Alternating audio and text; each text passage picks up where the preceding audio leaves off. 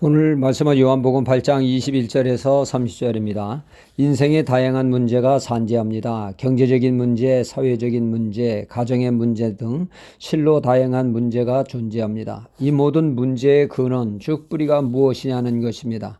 그 출발이 무엇으로부터 시작되었느냐에 대해서 성경은 분명히 말씀하고 있죠. 이는 하나님의 관계가 어그러지면서부터 시작됐다고 말씀하고 있습니다.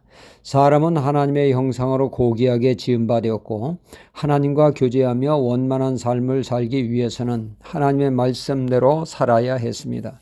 그러나 사람은 아담 이래로 하나님의 말씀을 등지는 삶을 살았죠. 말씀에 등진 삶이 모든 문제의 출발이 된 것입니다. 하나님께 등지게 한 원흉이 바로 죄입니다. 이 죄가 하나님과 우리 사이를 내게 되었습니다. 이 죄로 인해 인류의 불행이 저주의 시작이 되었던 것입니다.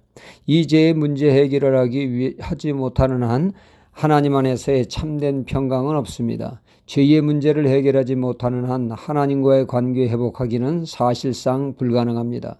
성경은 하나님과의 관계 회복을 위한 말씀이라 할 수가 있겠죠. 구약의 제사가 그것을 말씀하고 있지 않습니까? 화제니 화목제니 번제니 속죄제 속건제니 이 모든 제사가 바로 죄의 문제를 해결하여 하나님께 나아가게 하는 것 아니겠습니까? 하나님과의 관계 회복을 위해서는 무수한 짐승들이 피를 흘리며 죽어야 했습니다. 죄의 문제를 해결하기 위해서는 반드시 피를 흘려야 했으며 죽어야 했습니다. 피 흘림이 없이는 제사함이 없기 때문이죠. 이 짐승의 피는 예표에 불과합니다. 진짜 제사함은 하나님의 어린 양 되신 예수 그리스도께서 우리를 위해 피 흘려 죽으심으로 진정한 제사함과 속죄가 이루어지게 된 것입니다. 주님이 이 땅에 오심은 천국을 증거하기 위해서요. 또한 중요 사역이 바로 십자가 사역입니다. 우리의 죄를 위해 피 흘리시 죽으심으로 인간의 모든 죄를 사하심으로 하나님과의 관계 회복과 천국 백성 되게 하는 것이죠. 사람에게는 용서 못할 죄가 있습니다. 그러나 예수님은 십자가 앞에 용서 못할 죄가 없다는 얘기죠. 십자가는 그 어쩐 죄도 용서할 수 있습니다. 고재봉하면 끔찍한 살인자로 유명합니다. 사람들은 그를 용서할 수 없지만 십자가는 용서할 수 있습니다. 진심으로 회개하고 주님을 믿을 때 바로 놀라운 일이 벌어지게 되죠.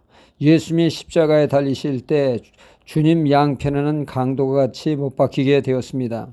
한편 강도는 악다기를 쓰며 예수님을 끝까지 비아냥거리며 조롱을 했습니다. 그러나 한편 강도는 주님을 붙들지 않았습니까? 그는 당시 채용을 받은 자로서 그의 죄는 용서받을 수 없는 자였습니다.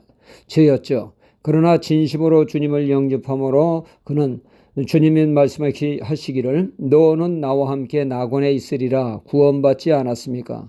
우리 모두는 너나 나를 것 없이 죄인들입니다. 이 세상에는 의인이 없나니 하나도 없다고 성경은 말씀하고 있습니다. 싹 다 죄인들입니다. 하나님이 보실 때 그렇다는 얘기죠.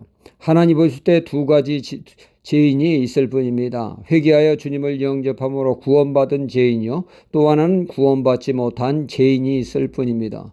구원받은 죄인은 하나님과의 관계 회복된 하나님의 자녀로서 하나님의 나라를 기업으로 받게 됩니다. 그러나 끝까지 주님을 거부하는 자, 구원받지 못한 죄인으로 죄 가운데 죽어 자신의 죄값을 치르는 영원한 불행을 맞이하게 된다는 게 오늘 말씀이죠.